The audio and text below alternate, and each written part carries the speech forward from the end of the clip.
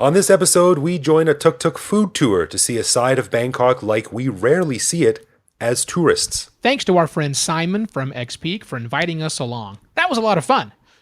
Sorry for the traffic noise, but that's kind of part of the shtick. So grab your chopsticks, folks. Here's the new episode of the Bangkok Podcast.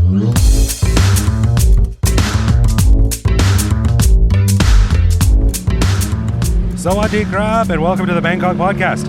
My name is Greg Jorgensen, a Canadian who showed up in Thailand lost, alone, and broke in 2001, and someone who has never left. And I am Evo Terra, an American expat living full-time in Bangkok since the beginning of 2016. Welcome. I say thanks for joining us, and welcome to the Big Mango. So where are we right now? Evo, describe the scene. We don't sound like we're in our normal recording studio. We certainly are not. We are out and about in Bangkok taking a tour of the great city of Bangkok with our friends X-Peak, which we're going to talk all about like right now. But before we do that, we should mention the fact that our patrons have already heard us talking about this. So if you are a patron of ours, you're not surprised, because the bonus episode we gave you was also from the back of a Tuk Tuk, where we talked to you all about the realities of Thai traffic. It's a real fun episode, so if you haven't heard it, you should subscribe to us by going to bangkokpodcast.com/ no, don't do that. Go to patreon.com/Bangkok Podcast and subscribe. Because it's only $2.50, which I realized today, Greg, that's 82 baht. 82 baht, that's less than what I pay at a Starbucks for a coffee. Exactly right. 82 baht per month. And I don't even get the super frap zappuccino. I just get the regular coffee. And the episode we just recorded was definitely the super frap cappuccino, or whatever it was that you just said. Al frap zappuccino. I think that's what that was. So yes, patrons, please sign up, become a patron of ours, and you'll get the bonus content we just did and all the great bonus content, plus a show early every week. It's a great deal. But like I said, we're here to talk about what we're doing. Yeah. We have lived in Bangkok for quite a while. Me, quite a while longer than you. But you've still been here longer than a lot of people. A couple years, that's right. And one of the great things about living in Bangkok is that, I guess it's like living in anywhere, really. You get in your bubble, and you get in a routine.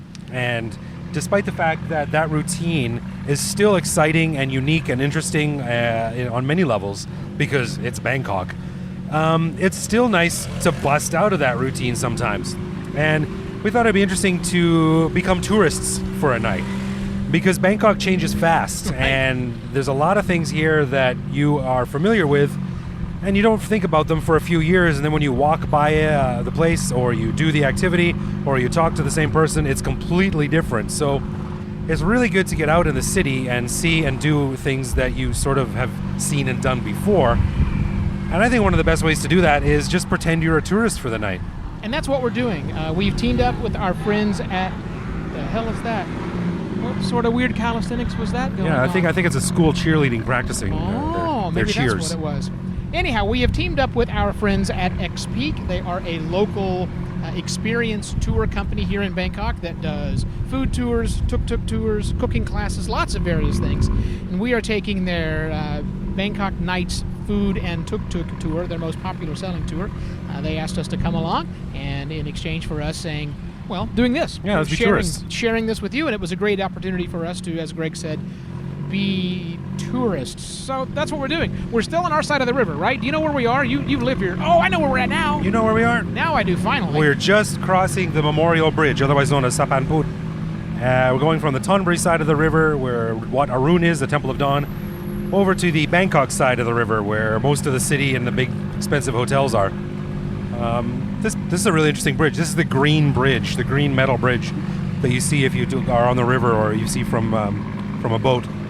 One of the few structures that wasn't bombed by the Allies in World War II. Sorry about that. Yeah. So, we're excited to come out on this because, A, it's food, and I love food as much as the next guy. Probably more than the next guy, because you're the next guy and I'm bigger than you. So by default, I love food more than you. But I still am a big fan of it. I think the place we're headed to right now, we just finished up eating at one of the most famous pork satay places in town. And rumor has it there's 30,000 pieces of pork satay served every day. Is that what Simon was saying? That's what he said. 30,000 sticks of pork a day. That's a lot of dead pigs. That's crazy. How many dead pigs? How many sticks are in a dead pig? That's a new unit of measure they should make. Right. It's how How many sticks is this pig? This pig is 414 satays. And I guess it depends on the size of the stick, right? I mean, it's like I guess so. how many licks does it take to get to the center of a Tootsie Roll Tootsie Pop, right? Yeah. The well, answer's 3. But so I know where we're at now because we've just crossed the river, and the next place we're stopping on the tour is the flower market. Yeah, and it was interesting to come here because the flower market has been defanged, to put it lightly, as part of the NCPOs, that's the local military dictatorship / government. As part of their efforts to clean up the city, they said, hey, flower market, you're no longer allowed to be on the road. And if you haven't been to the flower market before, it was a wonderful, amazing sensory overload of an experience where this flower vendors would spill out onto the road with just every type of flower you could imagine and some you couldn't. And this is where all of the wholesalers used to come and buy their flowers at 2 and 3 in the morning. But now they have to move all their stalls off the road and back away from the street. But that being said, there's still a lot of activity going on. Yeah. And we're just going to get out and take a walk through to see exactly what the place looks like now. So this is interesting to me, Greg. This is one of the few places where I can go, smell that. Yeah, it smells great, smells doesn't it? great. It's cool in here because there's so many bowls and blocks of ice. There's actually an ice factory out behind the factory. Oh, or that's it's how behind the flower market. There's a big ice factory there. It's cool and very fragrant. You got all kinds of jasmine leaves around us now, and then you got the yellow flowers. You know, the yellow flowers. The yellow flowers. I believe that's what they're officially called.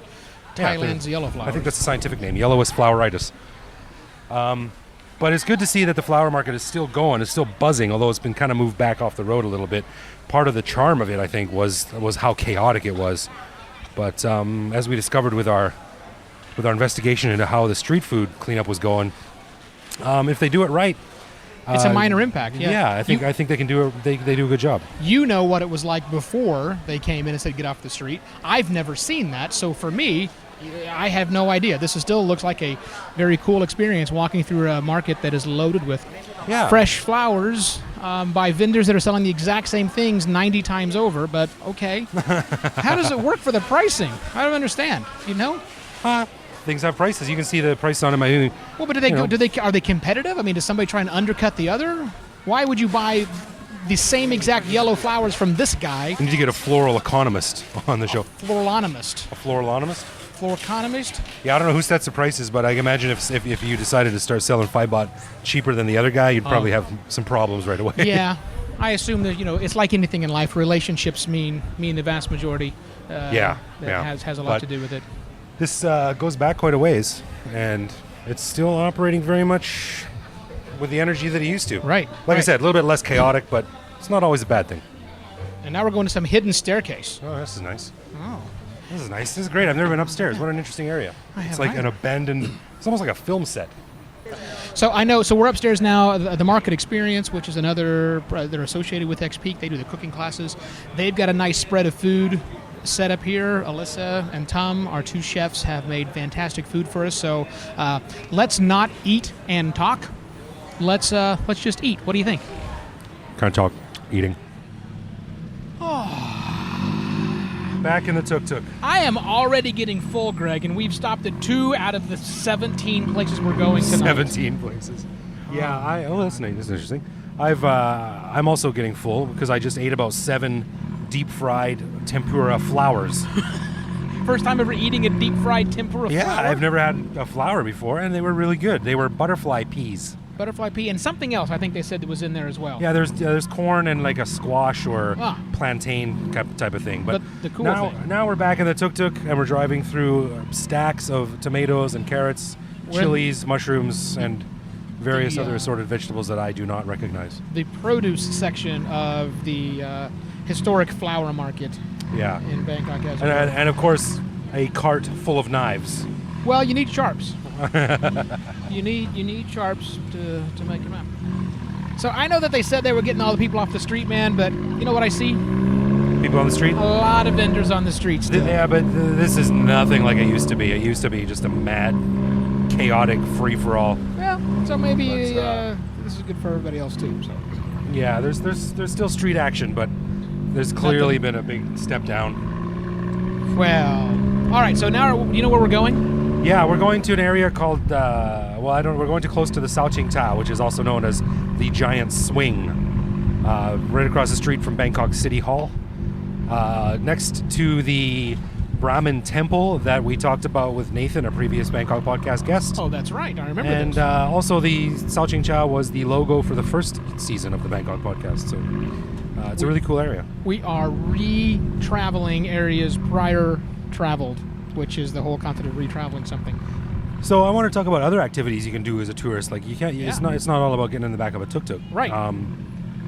A lot of people, of course, because I'm a big bike rider, I recommend a lot of people go join one of the bike tour companies that are all over Bangkok these days. There's probably 100 of them. Sure. And it's if you haven't done it or if you've only done it once, there's a lot of different ones to choose from, and they've all got different routes, or most of them have different routes. And it's a really, really great way to see parts of the city that you just normally don't see or haven't seen in a long time, even if you've lived here for years.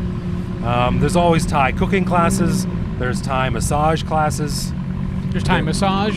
There's Thai massage too. Yeah. Oil massage. I guess so. I'm not a big Thai massage guy.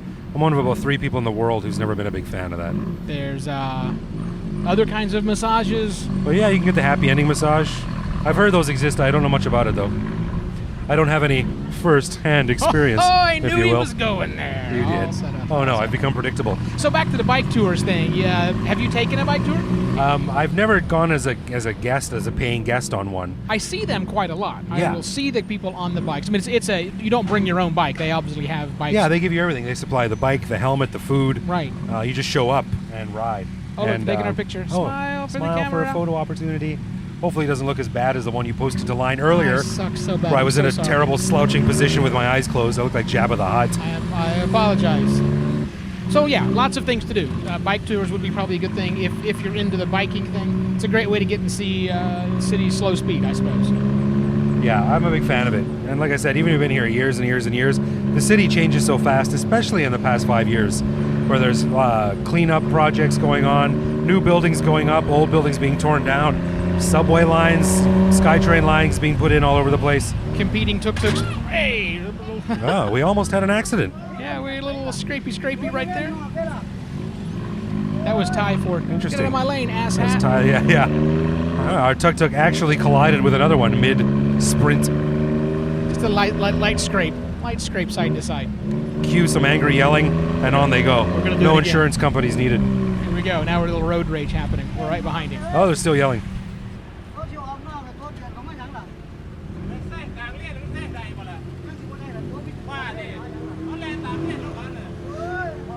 From what I can understand, they're arguing about some guy was not in his lane. He's like, "Well, stay on the right. Stay in your lane. Quit." Stay in your lane. Stay in your Have you lane. guys met Bangkok? There's no such thing. I'm looking at the red light. We got 30 more seconds of this. Oh, he's reaching into his bag. What's he Exactly. going to pull out? Oh, it's a telephone. Okay. He's going to call someone. I'm going to call the police. Oh, they're still yelling at each other. It's fantastic. That's fantastic.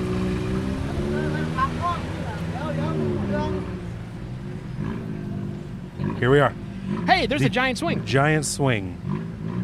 All right, so the giant swing, from what I understand, Greg, actually used to be a swing. Right now, it's just a place where you could hang a swing. Right, But yeah, there they- is no swinging. They used to suspend a big log from it. Yeah. And members of the Brahmin caste used to swing on this log. And they would get, I mean, it's I don't know how tall it is. It's about 16, 18 meters tall. At least. And they used to swing right until they were almost vertical with the ground. Wow.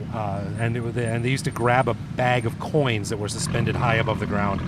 That was the prize. Yeah, and it's like, you've seen those things in Spain where people build human pyramids to see who can Oh, build sure. the highest.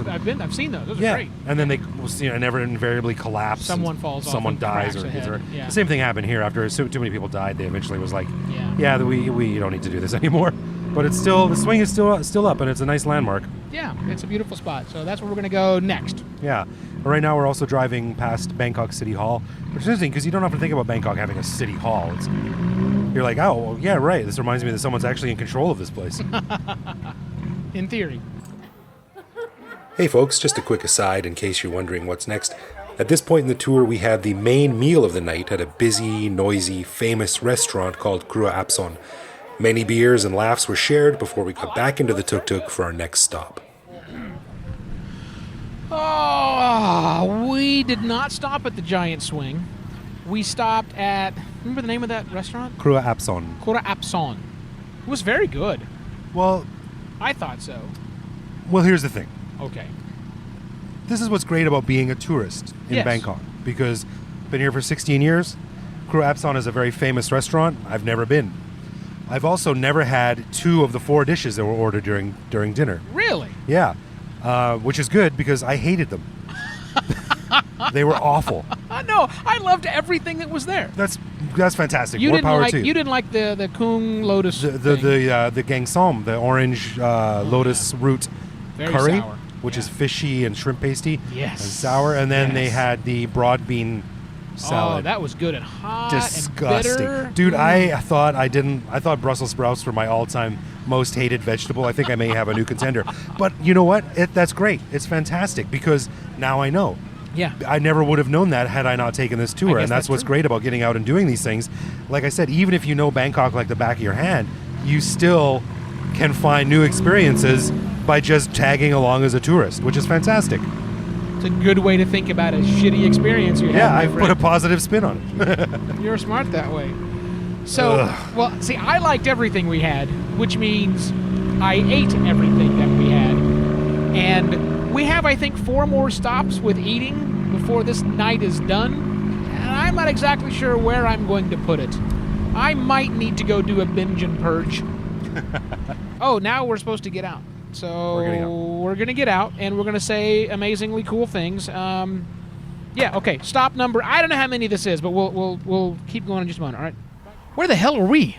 We're at the statue of Rama V, the famous Rama V statue, and I'm actually a little bit curious. I'm looking around because they've got some. This is also just across the street from Chitlota Palace, which is the home of certain members of the royal family, and so there's a very severe military presence here. There's armed royal guards on the corner of the square that we're walking down. And also, this is the area where they removed the plaque commemorating the foundation of the constitutional monarchy in Thailand a few months back. Right, recent news. People woke up, and one day the plaque commemorating this momentous event had been removed. Oh, wow. And what they woke up to was a new plaque, basically saying, democracy's great and all, but you know what's even better? Peace and order? Peace and order. Peace and order. Basically. Beach democracy. I'm summarizing a great deal, but yeah, this is an interesting place. And actually on Thursday, I think it's Thursday nights, they have huge crowds here worshiping and praying to the statue of Rama V, who is sitting up there on his horse. Yeah, they call it the Rama V cult, although it's not really a cult. It's more of just like an appreciative crowd. Interesting. Yeah, so I mean, there's a lot of police and military people walking around up here, but I don't think they really care about 2 foreigners walking around with a microphone. Yeah, Still, clearly we're less. this has been a sensitive location in the city of late. So. Oh, hello. I didn't see you there. Just me again with a bit of info. After each being given a golden plate with materials to make merit on it, we placed a candle and some incense sticks at the altars at the foot of the King Rama V statue, took a quick stroll around the large square, and headed off for our next stop. Okay. All right, we're back in the tuk-tuk now, heading to our final stop of the night down in Chinatown. Chinatown. We've recorded there before. We did. Yeah, so I think this was a really interesting experience to come out. Live and see in Bangkok like a tourist. I certainly saw a few things tonight that I have never seen before. The aforementioned disgusting food. Fantastic food. Oh, well, it's very subjective, but it was a great experience nonetheless. I've been to a restaurant that I didn't know about and learned a couple of cool new stories and history from Simon that I didn't know. So Yeah, man, I can't recommend it enough. Whether you've been here 1 year or 16 years, get out and see the city like a tourist because there's always something new to see. And the people who are actually keeping on top of how things are changing are the tour guides. So they're your best source of information. And we have Net, our tour guide, is in the tuk-tuk with us, but she's not mic'd up, and so we're gonna, hang on, wait. Net, say hi to the audience. Hello, สวัสดีค่ะ welcome to my tour. She's done a fantastic job. The tour itself isn't done, but in order for us to really experience Bangkok like tourists, we're going to end the show and go experience the next couple of stops on our own as real tourists, not two douchebags with microphones walking around the city. People looking at us. What are these guys doing? There's not even any cameras. They're not real media. Fake news. So that's what we are going to do. But before we go away, we can't end the show without doing everyone's favorite portion of the program, and that is Love, Loathe, or Leave, where we discuss one small aspect of Bangkok and determine if it's something that we love about living in Bangkok, something that we loathe about living in the city, or it's so terrible that we are eventually going to leave because of it. Mr. Jorgensen, you have the honors. Yeah. I can't imagine anyone will leave because of this thing, but it's a place that I've been. It's a place that you've been. Oh? What do you think of Chatuchak Market? JJ Market. Chatuchak Market, for those who don't know, is one of the world's largest open markets. It is a chaotic rat's nest of alleys and soys and carts and vendors and who knows what, because every time you go, you discover a new area or corner that you've never been to before. Yeah. It's kind of required visiting for tourists. Big time. And I've been there too many times to count, but I don't go too much anymore. So what do you think of Chatuchak Market? So I have a love-hate relationship, or I guess for this segment, a love-loathe relationship with JJ Market because of the things you mentioned. You can see some pretty wild stuff that you never noticed before because you stumbled down the wrong little subsoy inside of this hidden area.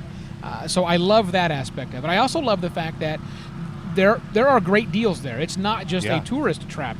Thai people go there as well to buy various things. If you need like things for your kitchen, if you like dishes and plates and glasses, there's an entire section there. If you ever want fake flowers, there's an entire section of the market. There's a whole pet area of this thing. It's crazy. So I love it for that reason. But on the loathe side of things, it's hot, sweaty, jam-packed with humans, and just, I don't know, man.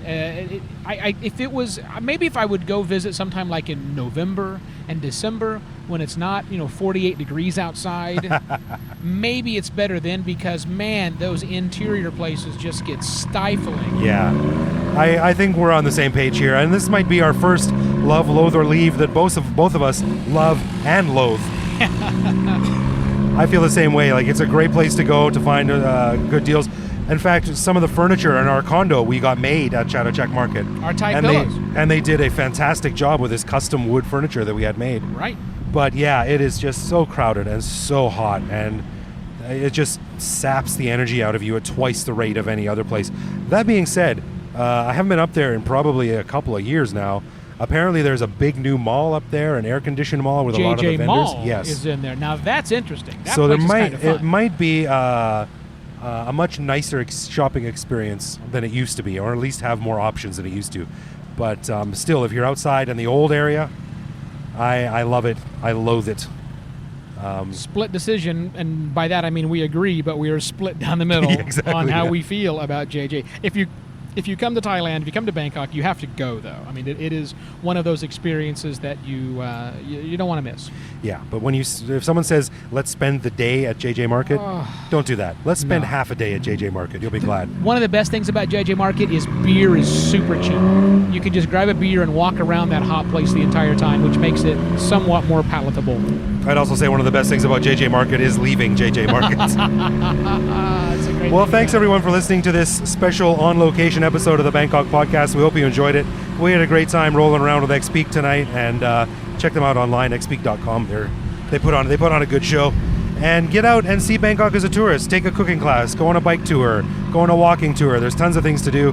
Even if you've been here a long time, like I said, the city's always changing, so it's good to check out. It is. Those are good things to do. Also, another good thing to do is go check out our Patreon page, patreon.com/Bangkok Podcast, and sign up.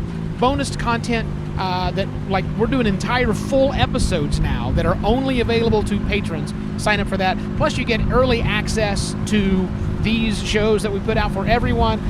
Some cool swag you can get on. There's a producer level status. There's lots to do. Patreon.com/Bangkok Podcast, and it really helps us continue to go out and do fun stuff like this. We do appreciate it. And if you want to get in touch with us in any way, ask us a question, leave a comment, just head to BangkokPodcast.com, or you can reach out to me directly on Twitter, where I am BKK Greg. Or you can find us at Bangkok Podcast pretty much everywhere. Facebook, Twitter, even Line. And and we're really good about responding to any questions and comments you might have. For Greg Jorgensen, I am Evo Terra. We will be back here next week with more stories of our lives lived in the City of Angels, right here on the Bangkok Podcast. Tuk Tuk.